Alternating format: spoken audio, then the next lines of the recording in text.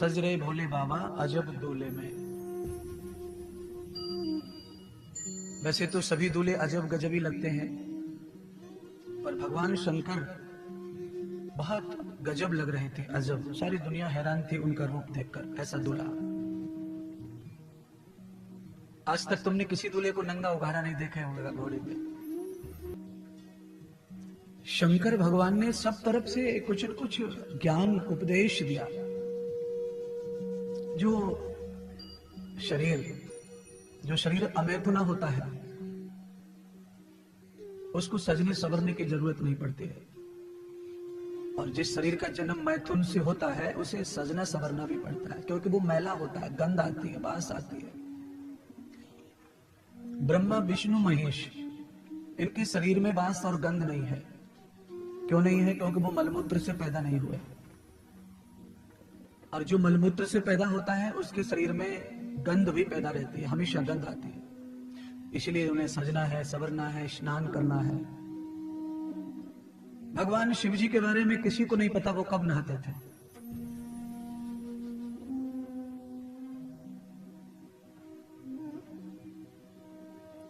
और मुझे तो नहीं लगता कि वो कभी नहाते होंगे, क्योंकि वो तो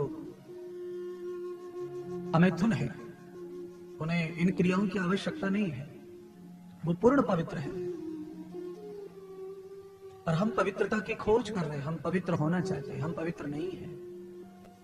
इसलिए हम पूजा करते हैं, पाठ करते हैं, कथा करते हैं, दान करते हैं कि हम पवित्र हो जाएं, हमारा धन पवित्र हो जाए, हमारा अन्न पवित्र हो जाए, हमारे बच्चे पवित्र हो जाए। हम उसमें लगे हुए हैं। पूर्णमिदः पूर्णमात् पूर्णमुदच्यते, उनके लिए है ये मंत्र, ईश्वर के लिए, भगवान के लिए, यज्ञ देवता के लिए।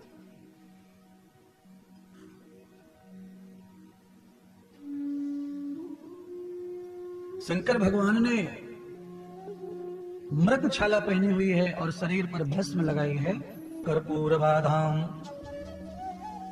भगवान ने ऐसा रूप बनाया है कि जिस रूप को कोई पसंद ना करे और उसके नजदीक कोई ना आए। आप सब जानते ही होंगे, सांप के नजदीक एक छुड़वाया जाए, सांप बीच में काला है। जितने भी नकली दूल्हे हैं वो सब घोड़े पर बैठते हैं, असली दूल्हा नंदी पर बैठा। असली दूल्हा कौन है? जिसका नाम है पति परमेश्वर। और ये जो नकली बैठते हैं घोड़े पर, ये पति परमेश्वर नहीं है, ये खाली पति है। पावनस्य युक्तानाम स्त्री ही, ये पवित्र सुंदर स्त्री को अपना साथी बनाते हैं, लालच रखते हैं, स्वार्थ रखते हैं, ये खाली पति है। वैसे इनका नाम दूल्हा भी है, पति का ही नाम दूल्हा है।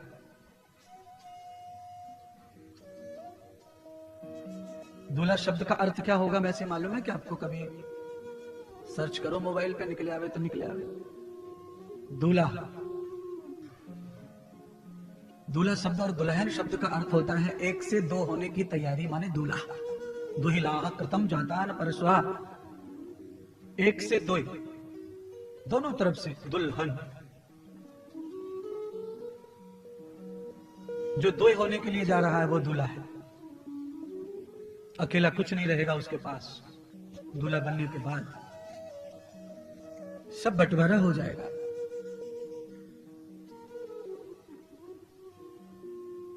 भगवान शिव दूल्हा बने और पार्वती संग विवाह पाणी ग्रहण करके फिर पति बने। शंकर भगवान कौन से पति हैं? शंकर भगवान पति हैं जगत पति, मेरे पति, तुम्हारे पति। और ये घोड़ा वाला जो होता है पति, वो खाली औरत का पति होता, मेरा नहीं हो सकता। मैं उसे पति कैसे बनाऊं? साड़ी भी पहनूंगा तो भी नहीं बना पाऊंगा, क्योंकि मेरा भी पौरुष है। वो एक स्त्री का पति है, एक व्यक्ति, एक औरत का, एक स्त्री का, बस। और पार्वती के जो पति हैं वो जगत पति हैं, पति परमेश्वर है, मेरे तुम्हारे सबके पति हैं। गाइए, सब लोग मिलके गाएं, सबको भजन आता है।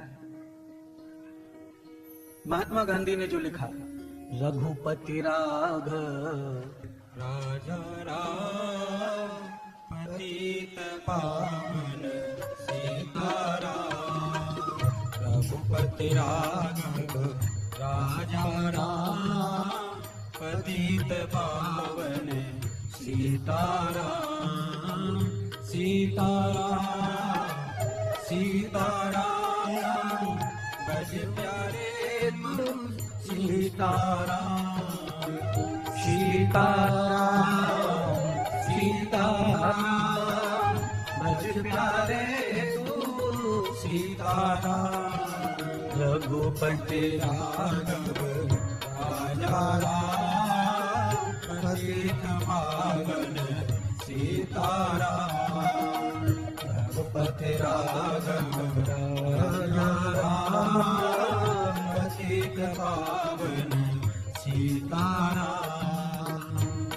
थोड़ी आवाज अच्छी करिए। ये बहुत ही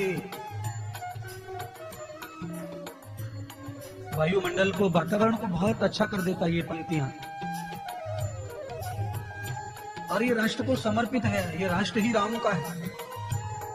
ये राम की सत्ता वाला राष्ट्र है और राम की सत्ता ही यहाँ रहेगी और कोई सत्ता यहाँ कभी काबिल नहीं हो सकती।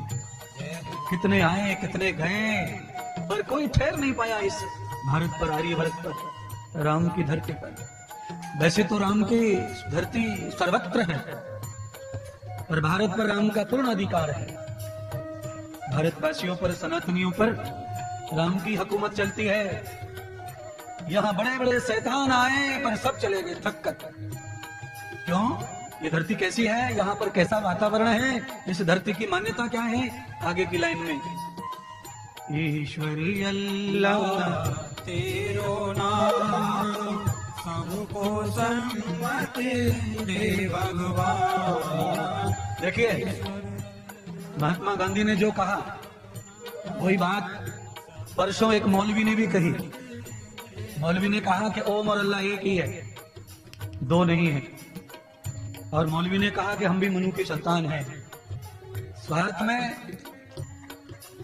अपने निजी सुख और संपत्तियों के लिए हम चाहे जैसी भी संस्कृति अपनाएं पर रहेंगे हम उस पति के, उस पावन राम के। ईश्वरी अल्लाह तेरो नाम सबको सम्मति दे भगवान। ईश्वरी अल्लाह तेरो नाम सबको सम्मति दे भगवान। रघुपति राघव राजा राम पतित पावन सीताराम। रघुपति राघव राजा राम पतित पावन सीताराम। रघुपति राघव राजा राम पतित पावन सीताराम। रघुपति राघव राजा राम पतित पावन सीताराम। सीताराम सीताराम बज प्यारे मन सीताराम। सीताराम सीताराम बज प्यारे मन सीताराम। रघुपति राघव राजा राम पतित पावन सीताराम। रघुपति राघव राजा राम पतित पावन सीताराम। रघुपति राघव राजा राम पतित पावन सीताराम। रघुपति राघव राजा राम पतित पावन सीताराम।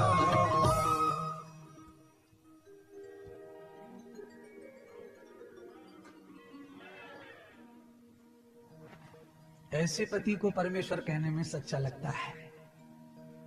अच्छा, कुछ गमार लोग क्या बोलते हैं समझे हो? गमार लोग, कुछ गमार लोग बोलते हैं जब तक मैं जिंदा हूं तब तक गुरु नहीं बनाना तुझको। पत्नी को बताते हैं कुछ पति, छत्तीसगढ़ में भी होंगे ऐसे बहुत सारे पति हैं जो अपनी पत्नी को ये समझाते हैं कि जब तक मैं हूं तब तक गुरु नहीं बनाते, ऐसा शास्त्रों में लिखा है। और कुछ तो अपनी पत्नी को मार मार के कहते हैं कि मैं पति परमेश्वर हूं, ये बोल। तो पत्नी बोलती है हाँ बोलूंगी, गुड़तनी बोलती है हाँ बोलूंगी, गुटखा परमेश्वर, तमाकू परमेश्वर।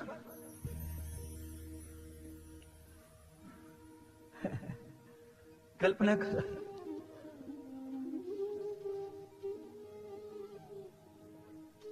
भारत की माताएं, भारत की बहनें कितनी परंपरा वाली रहती है महाराज। कितना भी नकली पति हो पर उसके लिए भी तप जप व्रत करती रहती है। लंबी आयु की कामना हमारे भारत की बहनें करती हैं अपने पतियों के लिए। इसीलिए हमारे देश के सभी पतियों को चाहिए कि अपनी पत्नी की कदर करो और समझो वो कितनी अच्छी सोचती है तुम्हारे लिए।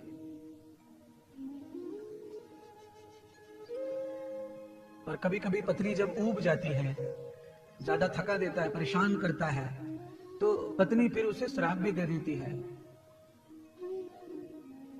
कि आज जाए तो लौट के ना आए घर। सारी दुनिया मर गई पर ये ना मरता, ऐसे भी पत्नी बोलती है जब थक जाती है।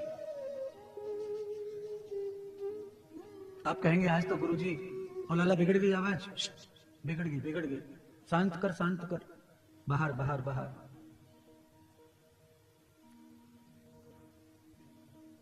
हर हर महादेव।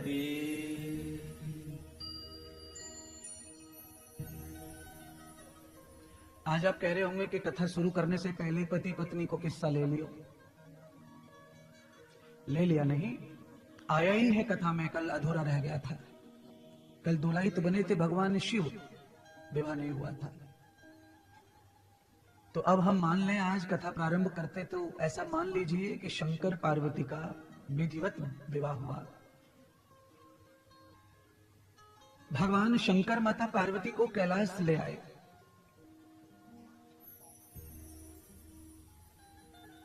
विदा करके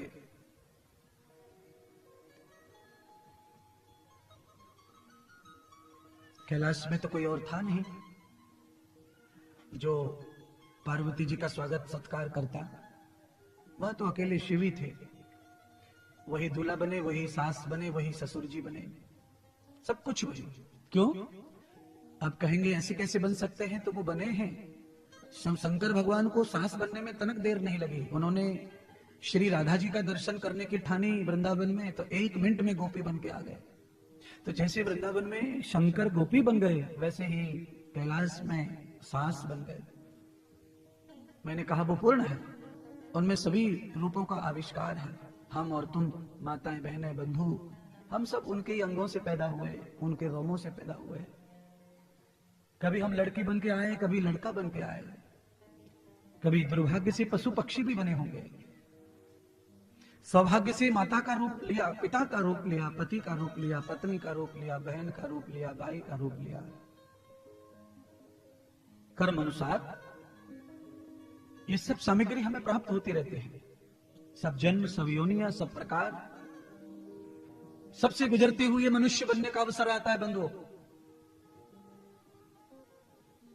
और ये अंतिम शरीर है मनुष्य, 84 लाख योनियों में अंतिम। अगर इस अंतिम द्वार पर हम चूक गए पार होने में, तो फिर से हमें सब दरवाजों पे खटखटाना पड़ेगा।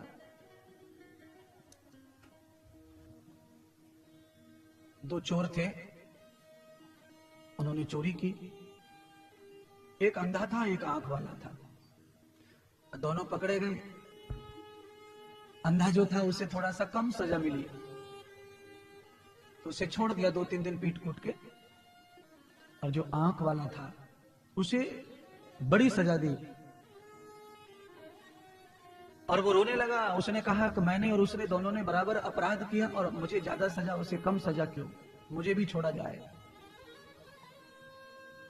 तो जेलर ने कहा जाओ, छोड़ दिया। हमारे जेल के 4 जो दीवारी है उसमें 84 दरवाजे हैं, और 84 दरवाजे में से एक दरवाजा हमने खोल के रखा है, बाकी हमने 83 दरवाजे बंद रखे हैं। जा तू निकल जा उस दरवाजे से।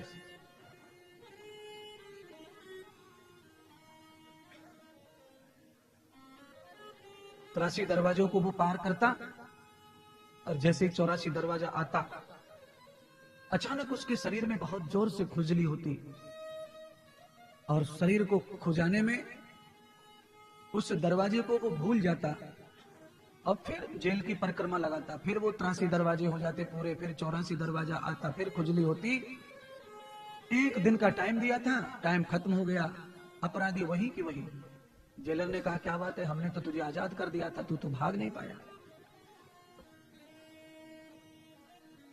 अपराधी ने कहा मुझे वो दरवाजा मिला ही नहीं जो खुला था।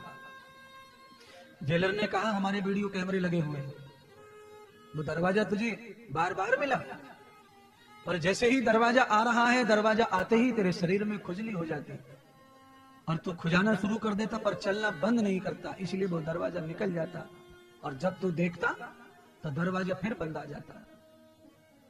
यही महात्मा समझा रहे हैं। हम सब लोग ये संसार रूपी 84 लाख योनियों की जेल में ही पड़े हैं और हम सब अपराधी हैं। जिनके अपराध समाप्त हो जाते हैं वो परमात्मा की गोद में चले जाते हैं, और जिनके अपराध छोटे मोटे रहते हैं उन्हें बार बार इसी 84 की जेल में चक्कर लगाना पड़ता है। और जब जब मानव का शरीर मिलता है, ये अंतिम दरवाजा जिससे मुक्त होने का मार्ग खुलता है, तब तब विषय और वासना की खुजली में परेशान होकर के हम इस मौके को गवा देते हैं और ये मौका फिर चला जाता है। फिर पशु पक्षी बनते, फिर मनुष्य बनते, ये चक्र चलता है। मानव का शरीर मिले मतलब ये ओपनिंग दरवाजा, खुला हुआ दरवाजा है, मुक्ति का दरवाजा। बस इस दरवाजे से मुक्त होने का मार्ग खुलता है। सती के रूप में पार्वती पिछले जन्म में गलती कर गई थी और उसका परिणाम दूसरा जन्म लेना पड़ा पार्वती के रूप में।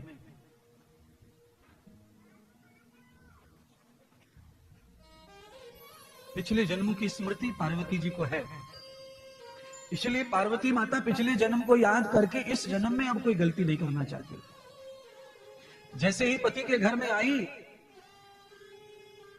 आसन पर शिवजी ने बिठाया, माता पार्वती ने भगवान शिवजी से स्वयं प्रार्थना की, हे प्रभु मुझे हरि कथा सुनाओ, मुझे प्रभु कथा सुनाओ,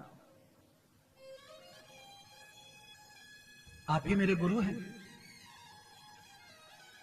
पति बनाकर आई थी, जैसे ही घर में आई शंकर को गुरु बना लिया। इसीलिए हमारी हिंदुस्तान की सनातनी महिलाएं सुनती रहती हैं अपने पतियों से, बूढ़ी अम्मा से, कि पति ही गुरु होता है, जब तक वो है तब तक गुरु मत बनाओ, क्योंकि पार्वती ने शंकर को गुरु बनाया था। पर आपके पति तो शंकर नहीं है ना, आपके पति शंकर नहीं है, आपके पति मरने वाले हैं, उन्होंने जन्म लिया है, शंकर ने जन्म नहीं लिया था। शंकर स्वयंभू है, और स्वयंभू में और मलमूत्र के बालक में बड़ा फर्क है। हम जीव हैं, वो ब्रह्म है, वो परमात्मा है। हाँ, हमारे पति के पास में कोई ज्ञान है जिससे हमारा काम बनता है, वो लेना चाहिए। पत्नी के पास कोई ज्ञान है, हमारा काम बनता है, वो लेना चाहिए। परस्पर देवो भवः। अगर पति परमेश्वर है हिंदुस्तान की औरत के लिए, तो पत्नी भी फिर पार्वती ही है, उससे कम दर्जा नहीं होना चाहिए पत्नी का। वो लक्ष्मी है, फिर उसमें कम नहीं, बराबर होना चाहिए। प्रभुत्व में, सत्यत्व में पत्नी ने भी सौभाग्य दिया है। पत्नी और ज्यादा पावरफुल होती है पति से, पति का वंश चलाती है, पति के अंश को अपने पेट में संभाल के रखती है, 9 महीने उसे स्थापित करती है और उसको नाक नक्शा देती है और जन्म दे करके उसकी परवरिश करती है और पति का नाम लगाती है उसके कागज पर। यह पत्नी का बलिदान है। 9 महीने हम रखें, पाले पोसे हम, मलमूत्र हम धोएं और सर्टिफिकेट को पति का नाम, कागज पे पति का नाम, आधार पर पति का नाम। हम ठन गोपाल, एक भी माँ का नाम नहीं, पुत्र के साथ में, बेटे के साथ में, जिसने कुछ किया ही नहीं है बेटे के लिए उसका नाम लगा के घूम रहे हैं हम सब। इसी का नाम तो बलिदान है। और ये औरत, मुझे औरत कहना ठीक नहीं लग रहा, माफ करिए, स्त्री, ये माताएं, ये बहनें इसीलिए महान है कि उनको नाम की चिंता नहीं है, उनको यश की चिंता नहीं है, पर कोई उन्हें थोड़ा समझने वाला चाहिए। उसी में फूली फूली घूमती है कि मुझे समझ लिया घर वालों ने। समझने वाले जब कम पड़ते हैं तो फिर माता का, स्त्री का जीना बहुत खराब हो जाता है। पार्वती जी ने भगवान शंकर से प्रार्थना की, पहली गलती में अब दोहराऊंगी नहीं, कृपानाथ कृपा करो और मुझे भगवान का ज्ञान दो, भगवत ज्ञान दो, भक्ति का, मुक्ति का। स्वयं जगदम्बा भवानी भी मुक्ति चाहती है शरीर से, उनको भी शरीर प्रिय नहीं है। और हम जीव ऐसे लालची हैं कि एक बार शरीर मिल जाए तो इसमें से निकलना नहीं चाहते, इसके लिए व्याकुल रहते हैं, परेशान रहते हैं, कहीं हम मर न जाएं, कहीं हम मर न जाएं, भयभीत बने रहते हैं, ये काया न छूट जाए। उसके लिए भी बहुत सारे ट्रीटमेंट्स करते हैं, बहुत सारी दवाइयां खाते हैं, बहुत सारे इलाज करते हैं। करिए, शरीर की स्वास्थ्य की व्यवस्था भी करिए, पर इलाज शरीर का उस आदमी को ही करना चाहिए जिसको कल्याण करने का भाव है, और जिसे ऐसे व्यर्थ की ही लालच में मरना है, उसको कोई इलाज विलाज करने की जरूरत नहीं है। इलाज करके शरीर को लंबी आयु देके इस प्रपंच में, इस धोखे संसार में, पापों में, गलतियों में डालने के लिए हम क्यों लंबी उम्र जिए? जब कर्म अच्छा नहीं है तो लंबी उम्र जीकर क्या होगा? बहुत बड़ी पोटली बंधेगी। इसलिए आज अवसर है बंधु कथा के माध्यम से सीखने का, समझने का, सुधरने का। एक बार बीमारी से सीरियस जिंदगी हमें मिली हो तो वो बची हुई जिंदगी हमें परमात्मा में, अपने कल्याण में लगानी चाहिए।